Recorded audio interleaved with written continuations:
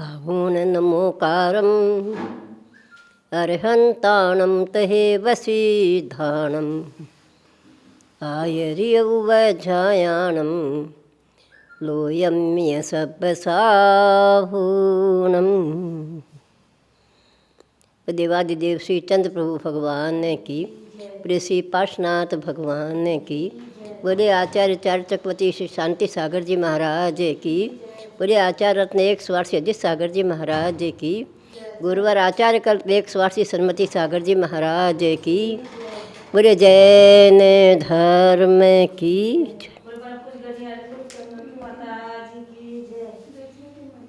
संसार का प्रत्येक प्राणी इस संसार में घूमता हुआ बहुत सारी नई नई चीज़ों को देखता रहता है, परंतु चीज़ें बहुत है इस संसार में देखने योग्य, परंतु उसका जब तक हम निर्णय नहीं कर पाएंगे तब तक उन चीज़ों को देखने से कोई फ़ायदा नहीं मिलता है। देखने के बाद उन चीज़ों का निर्णय करें कि हमें किस मार्ग से चलना है और किस मार्ग से हमें दूर रहना है। यह निर्णय हमें स्वयं को करना होगा, क्योंकि हम लोग हमेशा नीचों को देखते हैं, ऊपर को देखें, हम आगे बढ़ें तो आपका मन क्या होगा, संतोष होगा। जिस प्रकार से कोई एक व्यक्ति अगर किसी के घर भोजन करने जाता है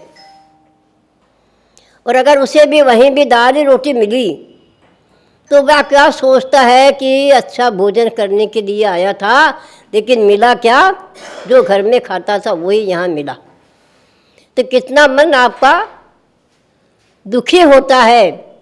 इसलिए कहते हैं हमेशा आप आगे बढ़ो, आगे को देखो, पीछे को नहीं। आगे बढ़ोगे, आगे से अच्छे हम संस्कार मिलेंगे। अच्छे संस्कारों के साथ हम अगर किसी के साथ बैठते हैं, हम अपने बड़े से बैठ करके बात करते हैं तो आपको बहुत सारे अच्छे अच्छे संस्कार मिलते हैं। इसलिए हम बड़ों की संगति करें। नीचों की संगति से क्या होता है, हम नीचे होते चले जाते हैं, हमारे परिणाम भी खराब होते चले जाते हैं। इसलिए नीच की संगति करना दुख का कारण है। शराबी के साथ बैठोगे, आज नहीं कल, कल नहीं परसों आपको शराब पीनी ही पड़ेगी। सज्जन के साथ बैठोगे तो आप धर्मात्मा बन जाओगे। वह मंदिर जाएगा, जाप करेगा, स्वाध्याय करेगा, आप भी उसके पीछे पीछे चलोगे तो आपको भी वहाँ पर अच्छे संस्कार मिलेंगे। इसी प्रकार से मैं एक उदाहरण देती हूँ। एक सेठ था, उसके 4 लड़के थे। सेठ जी एक दिन बगीचे का व्यवहार करने लगे, वर्णन करने लगे कि बगीचे में क्या क्या चीज़ें होती है। मेरा जो महल के पीछे बगीचा है उसमें बहुत सारी आपको अनुपम चीज़ें मिलेगी, आश्चर्यकारी चीज़ें मिलेंगी, आप उधर जाइए। चारों बच्चों ने विचार किया एक बार कि हमें उस बगीचे को देखना होगा। अब आप सोचिए, सेठ के चारों लड़के बगीचे में पहुँचे। माली वहाँ बैठा हुआ था। उसने कहा, कहाँ जा रहे हैं बच्चों? बोले बगीचा देखने जाते हैं। बोले चारों एक साथ नहीं, चारों अलग अलग जाइए। जब वो अंदर पहुँचे तो एक पूरब में, एक पश्चिम में, एक उत्तर में, एक दक्षिण में, चारों दिशाओं में चले गए। अब पिताजी के कहे अनुसार उनको वहाँ पर आश्चर्यकारी चीज़ें दिखाई दी। क्या देखा? पूरब दिशा में जो गया था उसने क्या देखा कि बड़े कुएं से छोटे कुएं में पानी भर जा रहा है। तो छोटे कुएं भरते चले जाते हैं, लेकिन कुछ देर के बाद उसने देखा कि छोटे कुएं के पानी बड़े कुएं में आता चला जा रहा है। छोटे कुएं के पानी बड़े कुएं को भर नहीं सके। वो कितना भी पुरुषार्थ किया उन्होंने, एक छोटा कुआं, दूसरे छोटा कुआं, तीसरा छोटा कुआं भी पानी से निकलता रहा और बड़े कुएं में डालते रहे, लेकिन वह कुआं भर सका नहीं। तब उसने सोचा ये बहुत बड़ी आश्चर्य की बात है। लेकिन जब दक्षिण वाले ने क्या देखा, अनाज बहुत सारे लगे हुए थे, मक्का बाजरे में जा रहा था, बाजरा गेहूं में जा रहा था। हवा के ऐसे झोंके चल रहे थे कि एक अनाज दूसरे अनाज के अंदर मिलता चला जा रहा था। बहुत पुरुषार्थ किया उसने,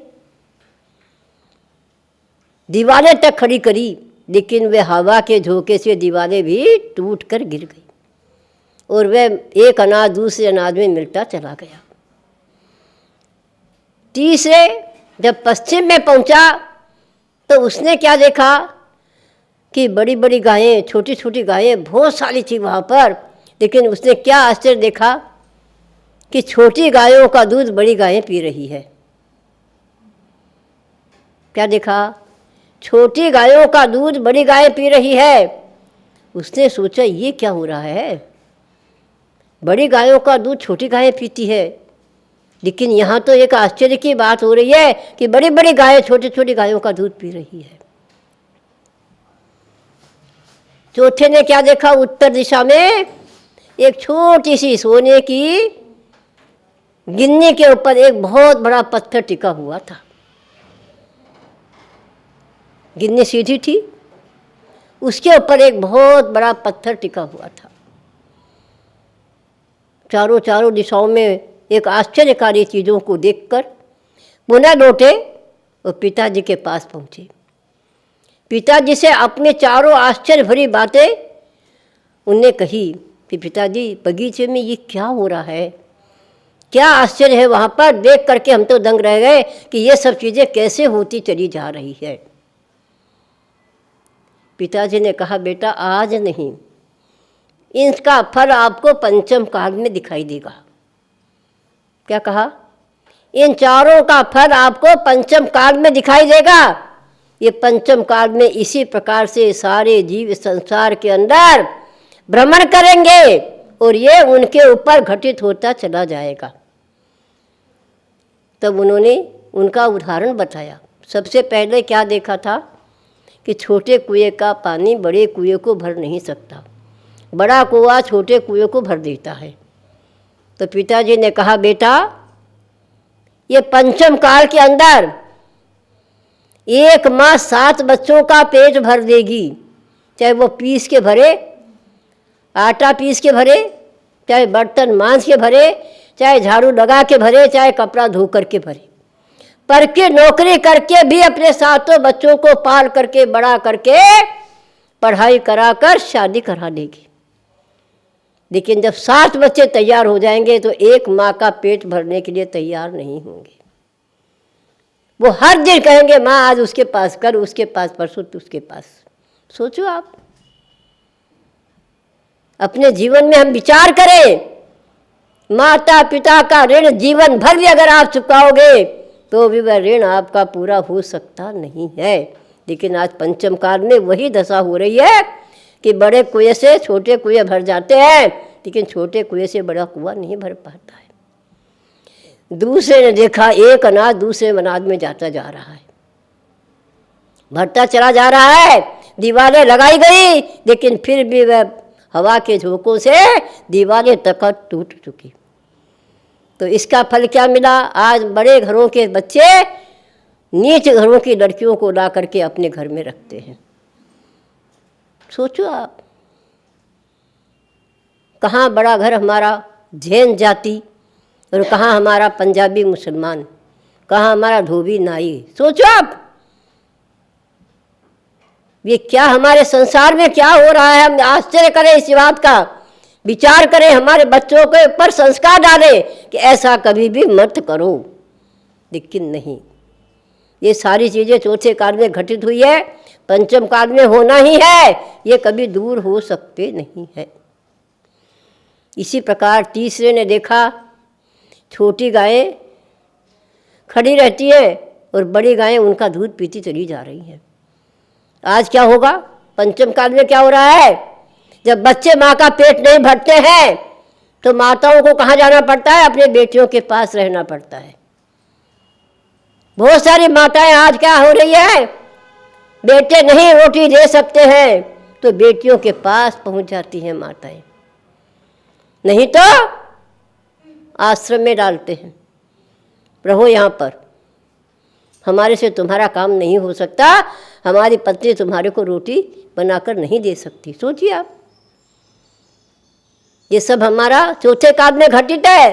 चौथे काल में ही बता दिया गया। हमारे आदिनाथ भगवान तो तीसरे काल में बता दिया था कि पंचम काल में ये होना है। चौथे ने क्या देखा? एक गिन्नी के ऊपर पत्थर टिका हुआ है। ये धर्म और पाप, पाप के आड़ में धर्म को डबोते चले जाते हैं हम लोग, और धर्म के आड़ में पाप करते चले जाते हैं। सोना हमारा निखालिस होता है, शुद्ध होता है, लेकिन पत्थर अनेक प्रकार के होते हैं।